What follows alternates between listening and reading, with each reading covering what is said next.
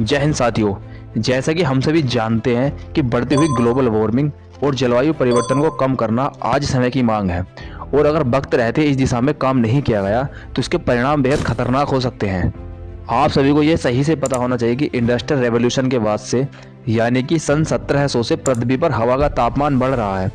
ऐसे संकेत मिलते हैं कि मानव गतिविधियों के कारण विशेष रूप से गर्मी फंसाने वाली ग्रीन हाउस गैसों का उत्सर्जन हो रहा है और यह हमारे ग्रह को गर्म बनाने के लिए ज़्यादा जिम्मेदार हैं। और नासा के Goddard institute of space studies GISS के वैज्ञानिकों के नेतृत्व में चल रहे तापमान विश्लेषण के अनुसार 1880 के बाद से पृथ्वी का एवरेज ग्लोबल टेम्परेचर कम से कम 1.1 डिग्री सेल्सियस बढ़ गया है। आखिर पृथ्वी का टेम्परेचर क्यों बढ़ रहा है और पृथ्वी के टेम्परेचर बढ़ने से क्या क्या नुकसान हो सकते हैं, इन सबको समझने के लिए हमें ग्लोबल वार्मिंग के कॉन्सेप्ट को समझना होगा।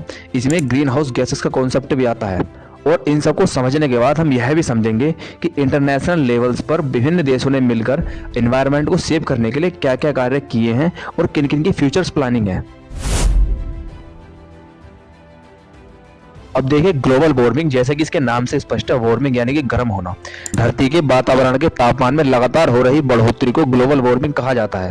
हमारी पृथ्वी पर एनर्जी का सोर्स सन है, तो हमारी पृथ्वी सन की किरणों से ऊष्मा प्राप्त करती है और सन की रेस पृथ्वी के वायुमंडल से गुजरती हुई पृथ्वी की सतह पर आती है और पृथ्वी उससे ऊष्मा प्राप्त करती है और बाकी किरणें परावर्तित हो जाती हैं यानी कि पुनः लौट जाती हैं। लेकिन इसमें आपको एक बात ध्यान रखनी होगी, जो पृथ्वी का एटमॉस्फेयर है वो बहुत से गैसों से मिलकर बना हुआ है और जिनमें से कुछ ग्रीन हाउस गैसेस भी इसमें शामिल हैं। इन ग्रीन हाउस गैसेस में mostly gases carbon dioxide CO2, methane CH4, nitrous oxide N2O और ओजोन O3 है। अब ये ग्रीन हाउस गैसेस कहाँ से बनती हैं और क्या इनके सोर्स हैं वो मैं अभी आपको बाद में बताऊंगा। पहले आप ग्लोबल वार्मिंग पर फोकस कीजिए। अब इन ग्रीन हाउस गैसेस में से अधिकांश गैसें पृथ्वी की धरती के ऊपर एक प्राकृतिक लेयर टाइप सी बना लेती हैं जो लौटते हुए किरणों के हिस्सों को अवशोषित कर लेती हैं। तो इस प्रकार धरती के वातावरण से संपूर्ण किरणें बाहर नहीं जा पाती हैं और ये जो अतिरिक्त किरणें हैं ये पृथ्वी के तापमान को बढ़ा देती हैं और धरती के वातावरण को गर्म बनाए रखती हैं। ग्लोबल वार्मिंग के हमारे एनवायरनमेंट पर बहुत नेगेटिव इम्पैक्ट पड़ते हैं, जैसे कि तेज बारिश का होना, बाढ़ का आना, सूखा पड़ जाना और चक्रवात जैसी आपदाओं की आवृत्ति बढ़ जाना।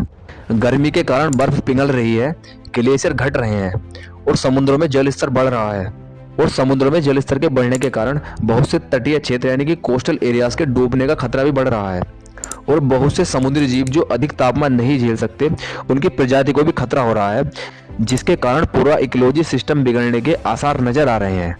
बेसिकली आप अच्छे से जान गए होंगे ग्रीन हाउस गैसेस वे गैसेस हैं जो पृथ्वी के टेम्परेचर को बढ़ा रही हैं। तो अब हम यह समझेंगे कि ग्रीन हाउस गैसेस कहाँ से उत्पन्न होती हैं और क्यों इनकी संख्या बढ़ती जा रही है। तो हम बेसिकली कुछ एग्जाम्पल से समझते हैं। तो नॉर्मली सभी लोग वाहन चलाते हैं तो उसमें पेट्रोल और डीजल की जरूरत पड़ती है। दूसरा, घर में खाना बनता है तो उसके लिए गैस सिलेंडर की जरूरत पड़ती है।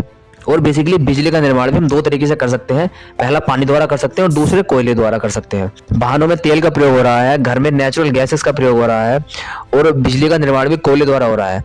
पेट्रोलियम तेल, प्राकृतिक गैस और कोयला, ये तीनों हैं फॉसिल फ्यूल्स जिसे जीवाश्म ईंधन कहते हैं और इनके यूज से ग्रीन हाउस गैसेस का निर्माण होता है। जैसे पेट्रोल से धुआं निकलता है तो उसमें CO2, carbon monoxide, methane, SO2 जैसी गैसेस होती हैं और इंटरनेशनल लेवल पर देखा जाए तो लगभग 76% एनर्जी का जो हिस्सा है वो हम फॉसिल फ्यूल्स के द्वारा ही प्राप्त करते हैं, जिसमें कि लगभग हम 26% एनर्जी पेट्रोलियम तेल से और लगभग 24% एनर्जी प्राकृतिक गैसों से और अप्रोक्सीमेट 27% एनर्जी कोयले से प्राप्त करते हैं।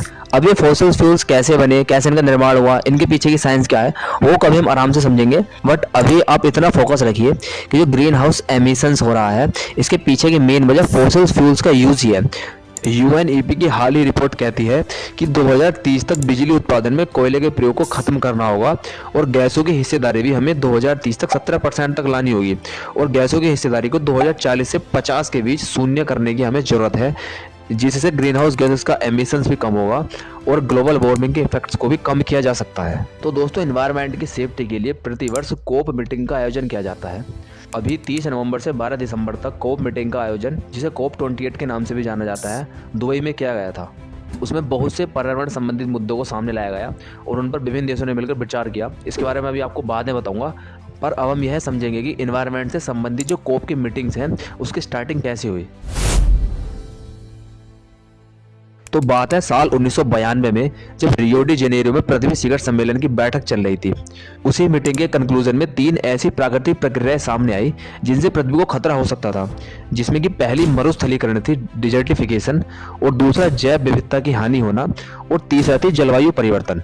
और उसके बाद से ही इन तीनों समस्याओं से निपटने के लिए प्रत्येक विषय पर अलग अलग सम्मेलन किए जाने लगे, और इनके प्रभावों को किस प्रकार कम किया जाए इसके लिए विभिन्न देश मिलकर बैठकर आपस में बातचीत करते थे।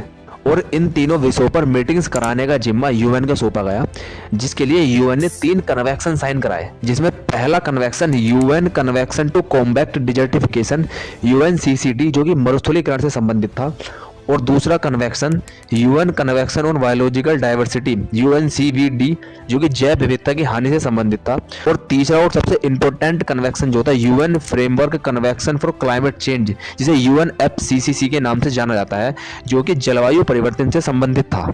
इन सब कन्वेंशन पर सिग्नेचर 1992 में ही किए गए थे, और उसके बाद से इनकी मीटिंग स्टार्ट हो गई। और मरुस्थलीकरण से संबंधित जो पहली मीटिंग थी उसका आयोजन 1994 में पेरिस में किया गया। जैव विविधता से संबंधित पहली मीटिंग का आयोजन 1994 में बहामास में किया गया, और जलवायु परिवर्तन क्लाइमेट चेंज से संबंधित पहली बैठक का आयोजन 1995 में बर्लिन में किया गया।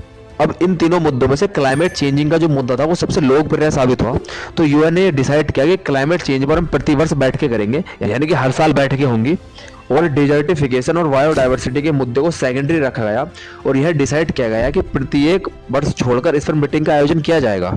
तो इस तरह से प्रतिवर्ष कोप सम्मेलनों के आयोजन की शुरुआत होती है। इसी प्रकार कोप 28 का आयोजन भी दुबई में किया गया। अब कोप 28 के मीटिंग्स में जो भी आउटकम्स आए उसके बारे में हम डिस्कशन नेक्स्ट वीडियो में करेंगे, और उसी ही वीडियो में हम यह भी डिस्कस करेंगे कि भारत का कोप 28 की मीटिंग में क्या स्टैंड था, और कोप 28 की मीटिंग में भारत ने किस तरह से विकासशील देशों की ओर से मोर्चा संभाला और विकासशील देशों से संबंधित जो भी मुद्दे थे उनको सामने रखा। और उसी ही वीडियो में हम कुछ महत्वपूर्ण मुद्दे नवीकरणीय ऊर्जा और क्लाइमेट फाइनेंस के बारे में भी डिस्कस करेंगे। Thank you. जय हिंद।